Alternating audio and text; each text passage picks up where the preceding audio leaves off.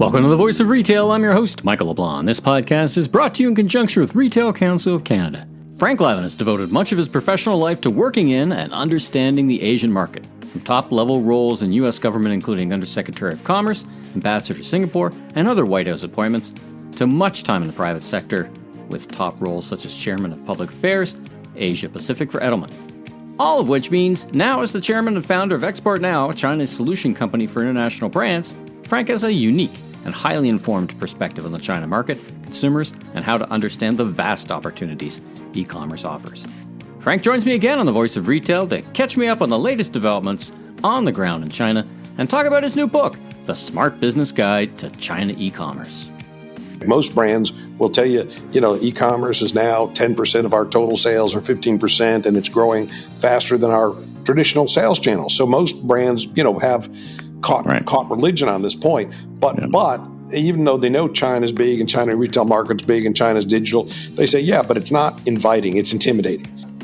Let's listen in now. Frank, welcome back to the Voice of Retail podcast. How are you doing, my friend? Michael, it's great to be back with you, if only digitally. I can't wait till we're allowed to travel again, but it's good just to connect on the air. Yeah, no kidding. I was thinking about the last time you and I spoke was really early in the COVID era. I think there was even a different administration in the office in the U.S. So many things, a few things have happened, to say the least, since we last spoke. So it's a real great opportunity to catch up. Let's start at the beginning. So for those listeners who maybe haven't heard our other episodes, and I encourage them to page back because it's kind of interesting, our perspectives even in the very early days of COVID and business and talking about China. Let's start, as I said at the beginning, tell us about yourself, tell us about Export Now, and tell us about what you do there. Sure. Thanks, Michael. Look, Export Now is a U.S. company, and what we do is we run e-commerce stores in China for international brands, primarily North American brands, as you might expect, but we work with French brands, Korean brands, Australian brands, others.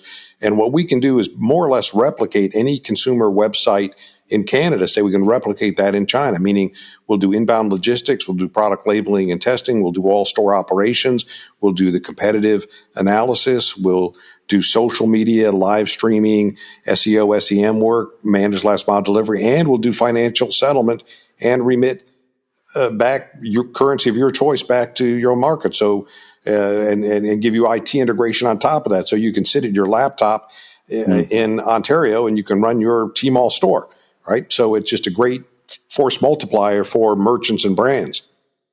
So, and tell me about, as you do that, your background. Let's talk about your background and how you came to do this work. Such a length of service in the Southeast Asia corridor, so to speak, if I can say it that way. But tell us a little bit about that so people have that kind of reference. Well, heavily East Asia oriented for most of my professional career, but I spent about half my career in government, about half in private sector, but most of it Asia facing or China facing, as you know.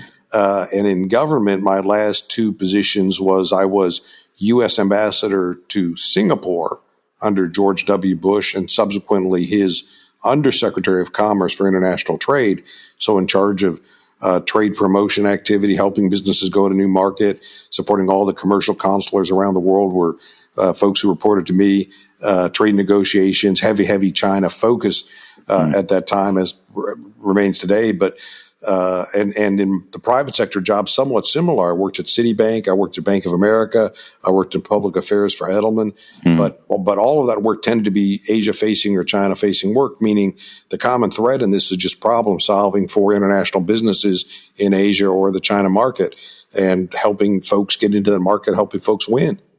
Well, let's talk about the China market and the China consumer. When we first were speaking about impact, I mean, at that point, if we turn our minds to a China that was just coming out of severe lockdowns, they seem to have had the right formula, at least for the time. How has this all affected the Chinese consumer? There's obviously less travel. We don't see them here in Canada. They're not traveling internationally, but lots of brands are going there. Lots of people are ringing your phone number. How has the Chinese consumer reacted to all this? Well, what's your observation? Yeah, the single most important phenomenon of the last 2 years has been an ongoing or an accelerated swing to digital, meaning China is the most digital retail market in the world. But that was pre-pandemic. It was. Yeah. But now e-commerce has now passed over 50% of all retail spend in China. Like 35? Was it 35% when we were last just talking? 3 or 4 years ago, sure. And by the way, 35% was huge. Right. So 50%. Not to throw that number out there isn't like, it was just 35%, right? Right. And so when you think of it, saying, look, there's a percentage of this country that is so rural or so poor, so remote that they're really not digitally oriented. There's 10 or 20% of the country that is that, they're very elderly or they're just not computer oriented. And then there's a percentage of retail sales which are spur of the moment or emergencies, whether it's burned out light bulbs or a pack of cigarettes. Right? I mean, the point is, you're never going to get 100%. You're not even going to get 80 or 90%. So you're saying, boy, if you're over 50%, you've got extraordinary penetration. Digital is now the shopping channel of choice for any Chinese person, say younger than 40. That's their preferred distribution channel. Well, I think we say the name and the country name China so often we forget how vast geographically, how different geographically the parts are, and how there's a billion people. Like when we talk about these numbers, they all kind of get a little bit. They almost like 50%. It's 50% is huge, right? I think China's economy is now number 1 or number 2 in the world. I mean, we're talking trillions and trillions. Yeah, the base is massive. Well, I'd give you one statistic. The main e-commerce platform in China, Alibaba, the main e-commerce company, is 3 times the GMV of Amazon. So 3 times as much. I mean, that's a huge number. Yeah. So you've got a great base there for if you're a foreign merchant. Well, let's talk about China in a slightly different context. You're so connected to the region retailers, and even as I talk to them today, supply chain is number one. I can't imagine a time when more consumers in the world didn't know the term supply chain. They didn't even think about that stuff. It just showed up on their shelves like on a regular basis. But of course, a lot of product is made in China. And I was thinking that, as we suffer through, as we all suffer through these port shutdowns when they have, single or small outbreaks, that Chinese approach to handling the pandemic has been a kind of a zero tolerance policy. Now, Delta seems to be messing with that a little bit. But here we sit in North America and we watch, boats that don't leave and congestion and ports that shut down. As you talk to your team on the ground and as you meet with people, do you sense any kind of movement on a policy level that would start to change that direction to be more, I don't want to say live with the virus, but a little more, let's not shut down. There must be pressure on their economy as well, right? Like, how are you seeing that? I think Chinese, look, it's a different political system in China. It's a single party government there, a top down system, and it's got a Confucian ethos as well, meaning unlike a lot of Western societies where you celebrate individualism or flamboyance or the outlier, in China, you'd say, look, Confucianism sort of dictates that your obligation, your civic role is that you have to fit into a broader system. And certainly in the middle of a pandemic, that point is loud and clear to say you've got a social responsibility to always wear your mask, to be vaccinated, play by the rules. So you had a high degree of compliance in China. And as you know, U.S. is sort of famously, to be polite, call it independent minded, but people will just have their own opinions and they just kind of do what they want to do. So, which is really helpful. And sometimes it's probably not helpful in the middle of a pandemic. So the point is, I think what you had was China getting its arms around the transmission side of the problem very quickly because people just behaved. I'll tell you one little story from our office. We've got a team of about 50 people in Shanghai, but one person on our team got a phone call from the health authorities at home saying, hey, we're going through this supermarket and somebody at the supermarket today was determined to be positive, COVID positive. So we're going through every single person who paid and visited that supermarket because you have to check in. You have a QR code. You have to check in every place you go, every merchant you go to. We're quarantining every single person who was at that supermarket today for 2 weeks. So you are now under 2 weeks quarantine. Right. And you say, wow, that is a strong armed government, no doubt. But boy, it's going to have a effectiveness as well. I mean, if you do that, if you're calling everybody who ever comes in contact with anybody who ever had it, you will really stop any kind of transmission. What did they call it in England when they had they called it a pingdemic? when because they had their phones would ping whenever you had some kind of exposure. They called it the ping-demic. Oh, that's funny. Brits are always very clever with their descriptions. So let's listen. You got a new book. This is exciting to me. It is the Smart Business Guide to China e-commerce. So tell me about it. Who did you write it for, and the approach you took tackling such a huge? That's a big remit, so to speak. It's a big remit, but look, here's what we've seen. That every business, every brand understands e-commerce. And they get it. And in fact, most brands will tell you, e-commerce is now 10% of our total sales or 15%, and it's growing faster than our traditional sales channels. So most brands, have caught religion on this point. But even though they know China's big and China retail market's big and China's digital, they say, but it's not inviting. It's intimidating because I've got no China familiarity. There's huge language and cultural gaps. It is a different political system, and I don't have any way to get involved with it or to understand it. Right. So this book is written for that audience, brands and consumer groups and merchants who say, I want to try to develop an understanding of this market and see if I can do something there, but I'm not going to fly to China for a week and try to, understand the market. Is there even if that would work, like being on the ground, it feels like being on the ground in a country like China, like many others, you're not going to figure much out. You need more than that, right? I think so. I think it can be misleading. You say, well, on the streets, I saw X, Y, and Z, but you say, but look at sales statistics and you'll see something different maybe than what you see on the street. So this is just an intro book to help people become familiar with the market, the techniques, the platforms, the do's and don'ts. In what ways are the Chinese consumers different than, say, the Canadian consumers? And even if you hold even for income levels, do you see differences in what the Chinese consumer wants and what the Canadian consumer wants? In other words, can you take a nicely performing Canadian product and how would you try to figure out or model whether it would work or not in China is sort of the core commercial question that every merchant faces. Some products you can take on the road and are kind of global in nature and really do well, and other products have trouble escaping their home market. Interesting. So did you structure it like a how-to book? Okay, here's the market. Understand the consumer, understand the processes, because retail is very different in China, right? As we've talked previously, it didn't evolve from stores to digital. It really, in many ways, was digital first in a big way. Yeah. Obviously, with even in the before time, you were 20, 35, 40% now north of that. So can I take that book and say, listen, I think there's an opportunity for my business in China. I want to understand it a bit better, and then I want to understand how to go after it, because that's complex or just different, right? I mean, every country's different, but they're more differenter. Was that your approach as well? Well, that's exactly what the approach is. It's, you almost call it an airport book or the airplane book because it's 190 pages.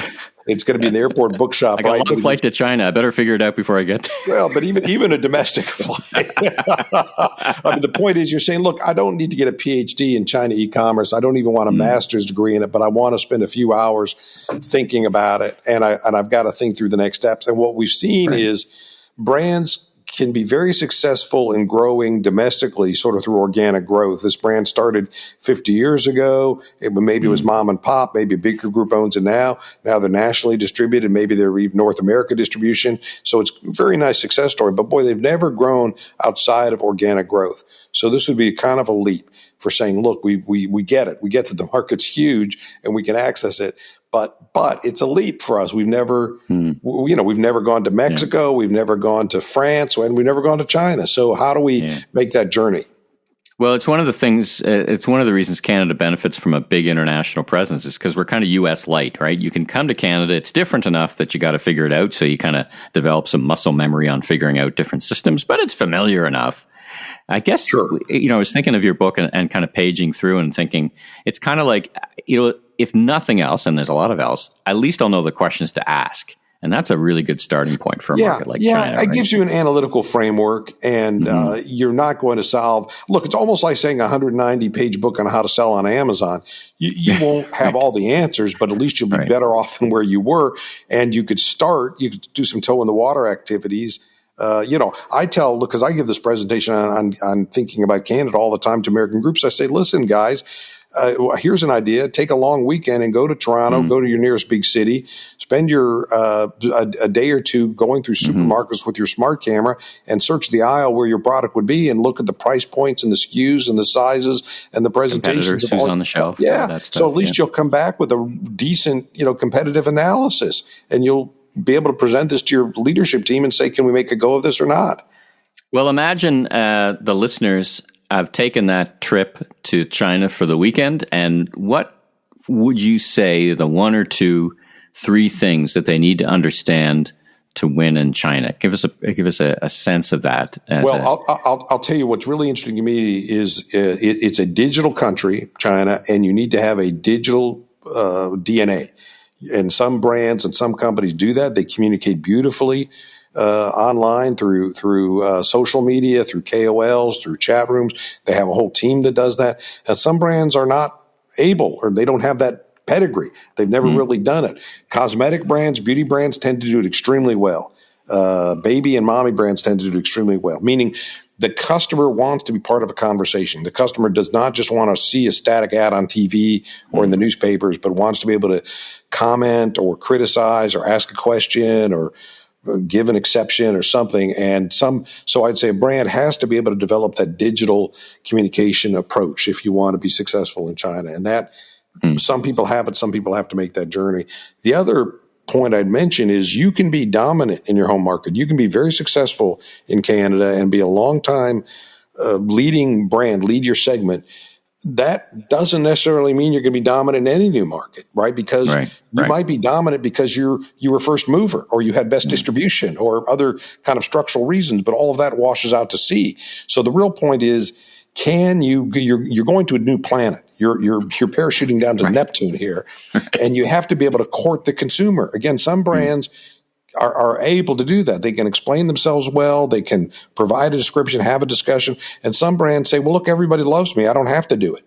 And you say, boy, everybody loved you back home because you've been around for 50 years, right? So some brands are natural communicators, and we'd say every successful brand has a good narrative. So I would say those two, being digitally capable and being able to court the consumer, are just huge requirements for success in the China market. And I'd go back to a point I made earlier, Michael, if I may, which is to say, look, you can pretty easily look at the competitive map.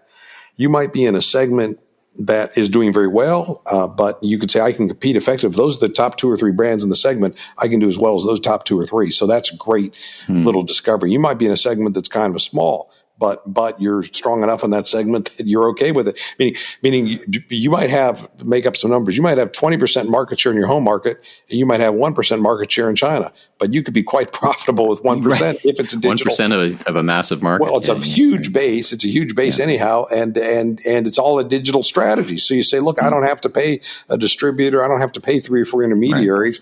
So I actually have a greater profit margin in China than I've got in my home market, because it's pure play digital. You talk to a lot of businesses, brands, DTC retailers that are looking at China. What are the things they most often get wrong about the market?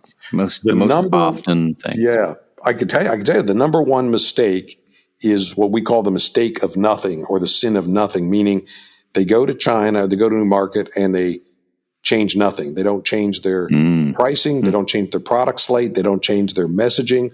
What they're really saying, their entire experience is domestic growth, domestic expansion. That's all they know. And they've been very successful at it. So they go to a new market and they say, well, let's bring that record from the old phonograph, we'll play it again.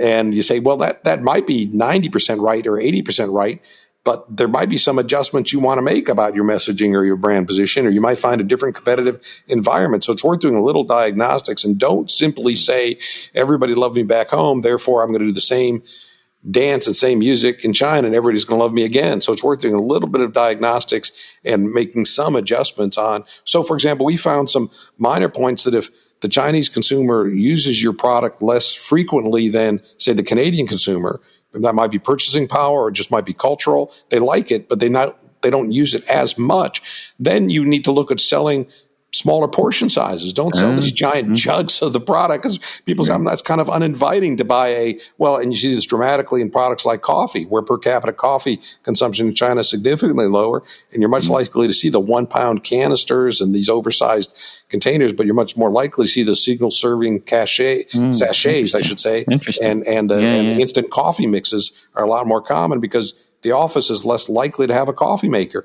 and your home is less likely to have a coffee maker. And you might only be serving coffee once a week or twice a month, as opposed to serving tea every day. That's not because they don't like it. It's just, as you said, the consumption patterns are just different, right? Yes. It's exactly. that sin of omission, I guess, or less than commission, I suppose.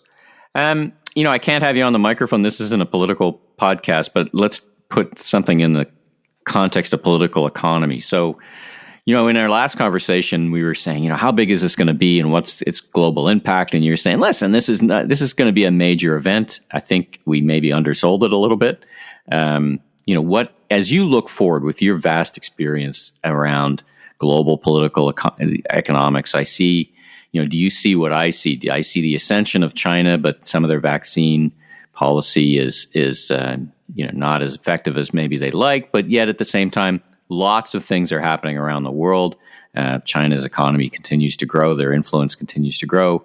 How do you see this all settling out? What do you think has changed, if anything? Maybe this is all going to happen anyway, but do you think this has been accelerated by COVID, or has anything fundamentally changed that retailers kind of need to think through? Because, they're global supply chain actors in setting a context for what you see as changes in the global footprint. Yeah, no, this is a great question. And I'd say, look, there's really sort of two parts of it. Sometimes domestic brands, when they go international to any extent, if they go to the UK or a Canadian brand goes to the US, you say, look, you have to look at customs issues, currency. These might be all kind of predictable or kind of minor if it's to pound sterling or US dollars, but still you've got to have somebody there thinking about it. And the further out you go in that spectrum from, more homogeneous markets to more distant markets, the more you've got to think. So China's more at the farther end of that, to say, look, we know less about it, less familiarity, different political system. And so it's more intimidating. And it represents, I think, to some brands more of a risk factor because they just don't deal with it as well. What I'd say is this. What we advise people to do in China, again, this backs into e-commerce, is don't hesitate to use an incremental model. Meaning you might normally say, I invest $30 million in a new market. I build out my warehouses.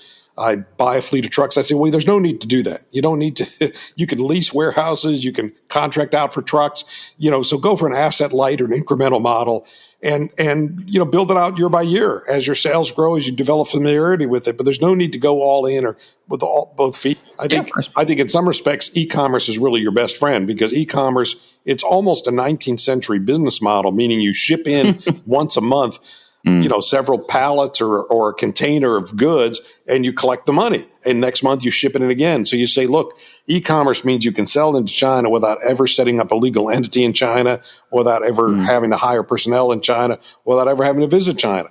So if business goes up 10% next month, you say, that's fabulous. I'm happy to supply 10% more. And if business is off 10%, you say, well, I don't like that. It's 10% less revenue, but I'm not at any kind of risk. I'm not at systemic risk for not making a debt payment or going underwater or foolishly overinvesting. So I can ride that wave, that volatility, without heartburn.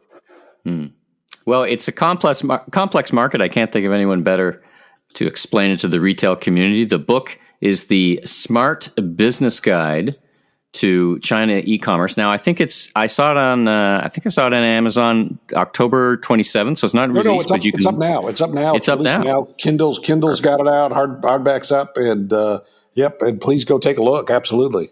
All right. So the book is the Smart Business Guide to China e-commerce. It's available now, and you've got such great experience. How can people get in touch and learn more about all the great things you're working on? Michael, probably the best way is either exportnow.com, as you said, or I'm on LinkedIn as Frank Lavin at Export Now. So I'd be delighted. We love talking to brands. We love talking to retailers. We love talking about China. And Michael, love talking with you about all this stuff too. Yeah, listen, and what the listeners don't know is you and I talked for about half an hour about all this fun stuff, and even before we hit record, so maybe I should have recorded that too, but it was all kind of a wide-ranging, such a great conversation. Frank, I really appreciate your insights, and congratulations on the launch of the book, and wish you continued success in your business, and we'll put links to the book and your contact information in the show notes and all that great stuff. And listen, I look forward to touching base with you again as we continue to figure all this stuff out. I can't think of anyone better, and I really appreciate you coming back on to the Voice of Retail podcast. Michael, thanks so much for having me on. It's an absolute pleasure to connect with you again. Thanks for tuning in to today's episode of the Voice of Retail. Be sure and follow the podcast on Apple, Spotify, or wherever you enjoy podcasts so you don't miss out on the latest episodes, industry news, and insights. If you enjoyed this episode, please consider leaving a rating review, as it really helps us grow so that we continue to get amazing guests onto the show. I'm your host, Michael LeBlanc, president of LeBlanc Company Inc. And if you're looking for more content or want to chat, follow me on LinkedIn or visit my website at leblanc.co. Until next time, stay safe, have a great week.